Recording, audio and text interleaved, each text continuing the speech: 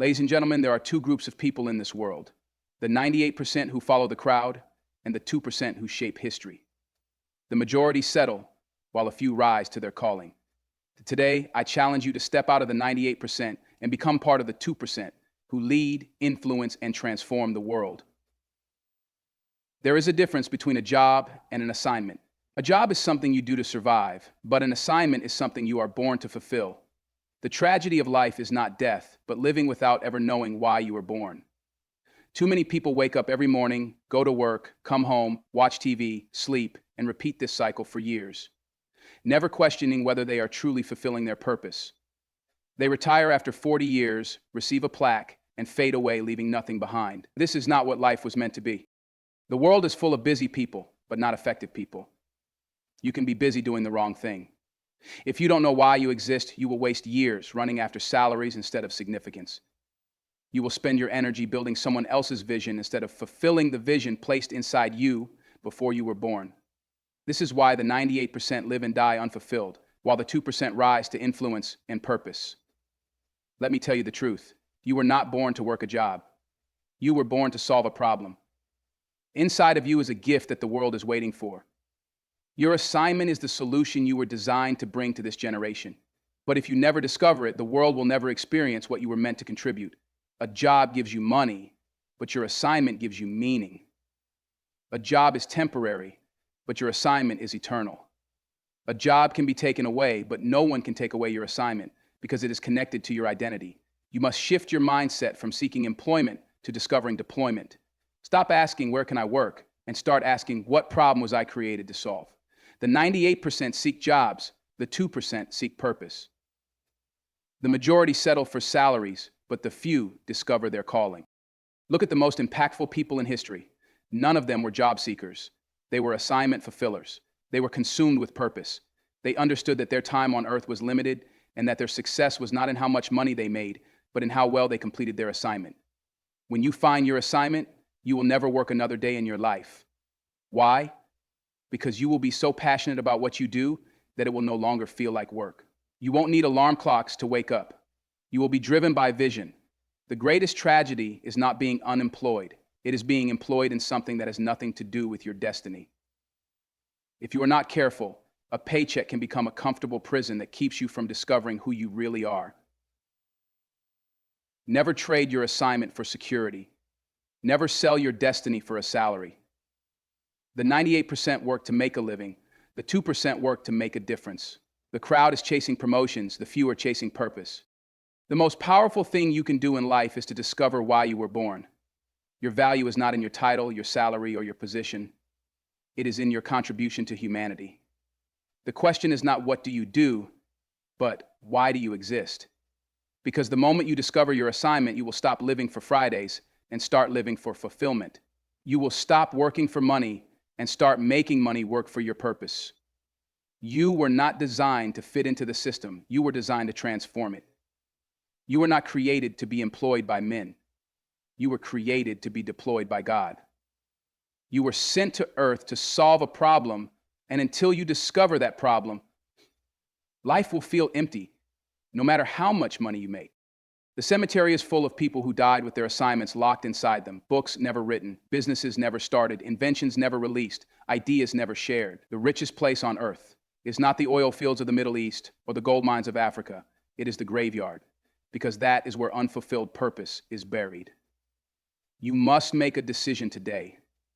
Will you be part of the 98% who live and die without discovering their assignment, or will you be part of the 2% who rise up and complete their purpose?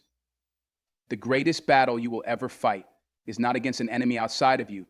It is against the weaknesses within you. The strongest people in the world are not those with the most physical power, political influence, or financial wealth. They are those who have mastered themselves. Self-discipline is the foundation of all success, and without it, even the most talented individuals will fail. The difference between those who rise and those who remain average is not intelligence, opportunity, or luck. It is discipline. Talent without discipline leads to wasted potential. Vision without discipline leads to unfulfilled dreams. Knowledge without discipline leads to stagnation. The reason why 98% of people remain stuck in mediocrity is not because they lack ability, but because they lack the discipline to develop their potential. Every great leader, innovator, and history maker had to conquer themselves before they could conquer anything else. Self-discipline is the ability to do what needs to be done, even when you don't feel like doing it. The average person is ruled by emotions, procrastination, and excuses. The 98% wait until they are motivated before they take action. The 2% take action whether they feel like it or not. Discipline is waking up early when your body wants to sleep. It is reading and studying when others are wasting time. It is saying no to distractions, temptations, and instant gratification so you can build something that will last. Most people want success, but they don't want to pay the price for it. They want the rewards without the work. They admire greatness from a distance, but are unwilling to develop the habits that produce it. If you study the lives of the most successful people in history, you will find a common denominator. They all had strict personal disciplines. They managed their time carefully. They surrounded themselves with the right influences. They controlled their appetites and focused their energy on what mattered. They rejected laziness and made sacrifices that the average person was unwilling to make. That is why they stood out while the rest blended in. Growth is not automatic. Just because you get older does not mean you get wiser. Maturity is a choice. Success is a result of disciplined, daily habits. If you do not make a deliberate effort to grow, you will remain in the same place year after year. The 98% rely on life to teach them lessons through pain, struggle, and regret. The 2% take control of their growth by intentionally seeking knowledge, wisdom, and self-improvement. The world does not reward potential, it rewards discipline. It does not matter how gifted you are if you lack the ability to control yourself. An undisciplined life is like a car with a powerful engine but no steering wheel. It moves fast, but it has no direction, and eventually it crashes. The reason many people never rise is that they lack mastery over their own habits. They allow distractions to dictate their time. They let their cravings control their decisions. They give up at the first sign of difficulty. They spend hours on entertainment but neglect education. They wish for success, but they do not work for it consistently.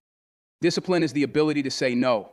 No to distractions, no to negativity, no to relationships that pull you backward, no to unhealthy habits that keep you from your destiny. The 98% say yes to everything that feels good in the moment, and that is why they remain average. The 2% have the strength to say no because they are focused on something bigger than temporary pleasure. The most successful people in the world are not necessarily the smartest, the most gifted, or the luckiest. They are simply the ones who have learned to master themselves. They do not make decisions based on how they feel. They make decisions based on what will move them closer to their goals. They push forward when others quit. They remain consistent when others get distracted. They commit to excellence when others settle for mediocrity. If you want to stand out, if you want to be part of the 2%, you must develop the discipline to grow every single day. You must train yourself to rise above distractions, to manage your time wisely, and to focus on what truly matters. You must become addicted to personal development. Success is not one big event. It is the result of small, daily disciplines practiced over time. The secret of your future is hidden in your daily routine. If you master yourself, you can master anything. If you grow yourself, you will outgrow limitations. If you discipline yourself, you will achieve what most people only dream about. One of the greatest mistakes a person can make is to live only for the moment, without considering the impact of their life beyond today. The 98% think in terms of days, weeks, and months. The 2% think in terms of decades, centuries, and generations. The average person focuses on immediate survival, but the exceptional person focuses on long-term significance. Everything in life operates on seasons. There is a time to sow and a time to reap. But the problem with most people is that they live as if today is all that matters. They make decisions based on temporary emotions, temporary circumstances, and temporary pleasures. They seek quick success, fast money, and short-term rewards without considering the long-term consequences. They spend what they should be investing. They consume what they should be saving. They waste time when they should be building. Thinking generationally means that you live with the future in mind. It means you understand that what you do today will affect people you may never meet. The decisions you make now will either bless or burden the next generation. Every great leader, every visionary, every history maker understood this principle. They didn't just live for themselves. They lived to create a foundation for those who would come after them. The wealthiest families in the world did not build their fortune in one season. They built it over multiple generations. They understood that true success is not measured by what you accumulate in your lifetime, but by what you leave behind.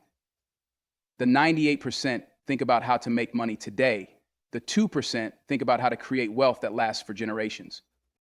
Many people work hard, but they never build anything that outlives them because they are focused only on getting through the present. They never plant seeds for the future. They never create systems that can operate without them. They never invest in the next generation. As a result, their work dies with them and history forgets them. A person who thinks generationally understands that their time on earth is limited, so they must use it wisely. They do not waste their years chasing things that will fade.